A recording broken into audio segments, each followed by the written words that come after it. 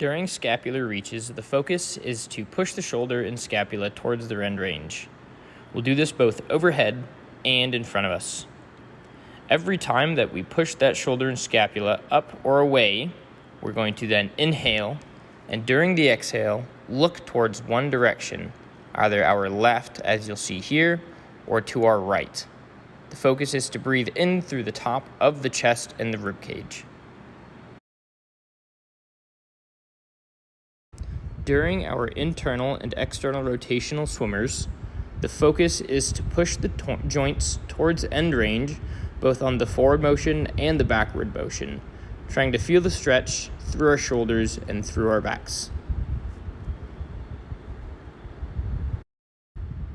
During this modified McKenzie press-up, the goal is simply to push the chest and head up and think about or activate the lower traps, trying to pull the scapulas down towards our tailbone while firing up our spinal extensors in the end range.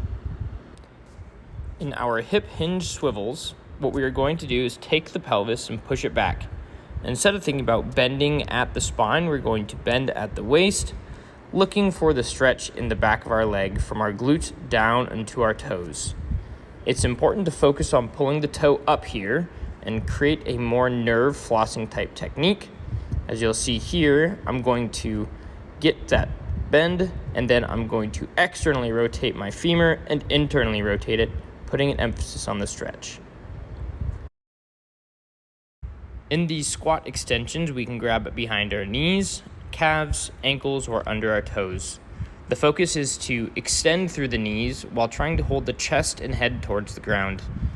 You can also grab behind your knees, as you'll see here, and as you extend, pull your chest and spine towards your knees, pushing through the back. Now, putting a more focused emphasis on our pelvis, we are going to anteriorly and posteriorly tilt our pelvis here. As you'll see on these, I am now in a posterior pelvic tilt, pulling my belt line up, and the opposite being pulling my belt line down into an anterior pelvic tilt, as you'll see here. On these movements, I'm focusing on shifting my knees forward and back, as you'll see here. And then on this next movement, I want to try and focus on pulling my knees and hips up towards my rib cage on each side, thinking about elevating and tilting the pelvis up and down on each side.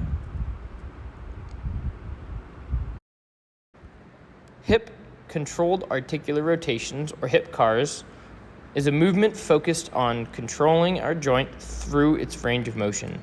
I am moving my pelvis and my rib cage here, but the focus is to go through hip flexion, internal and external rotation, and then into hip extension.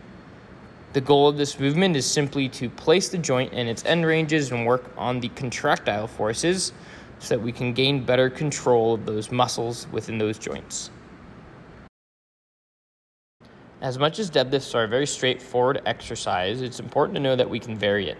You'll see here I'll do overhand and then opposing over underhand and double underhand. During our deadlift, we want to make sure that we're creating tension prior to lifting the weight off the ground and not snapping at the start. You'll see I'll create tension and then lift and pull. I'll show you one more time. Create tension through the arms and the lats and the back, and then stand using the hips and the low back. Deadlifts are a low back exercise. What I'm going to focus on here is not overly hunching my back and not overly extending my back at the start of the lift, but instead keeping a tight and neutral core, rib cage, and pelvis so that through my lift I have equal pressure at the start and the finish. That was a much better rep. This last movement is known as a curl up. I'm going to take my hands and place them into the low of my back, trying to create a nice posterior pelvic tilt and equal pressure along my hands so that my pelvis and rib cage are relatively in line and I'm not overly extending or overly flexing within my spine. I'm then going to take deep inhales through my nose while blowing out my mouth through a straw. This should be very difficult and should create deep tension within the core and the low back as we hold our neutral rib cage and neutral pelvis. An adaptation to this movement, we can take a resistance band, I'm going to scoot back so that I can create some tension at the start of the movement. And then I'm going to get into my curl up here. I'm going to tilt that pelvis back, curl up my head and my chest first.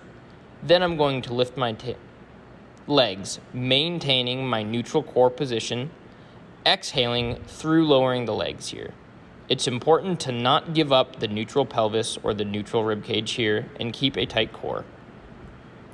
This last movement is an internal rotation bias Romanian deadlift. As you'll see here, I'm making sure that when I do the movement, my hips, my knee, and my ankle are all relatively in line.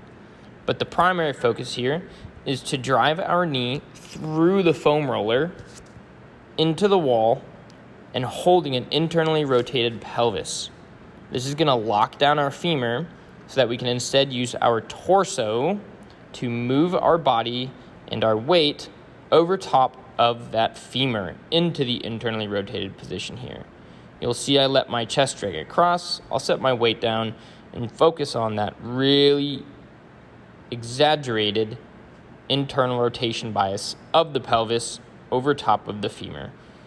I want to feel the stretch or the intensity of this exercise through my front leg, while my stance leg on the back is simply used for balance.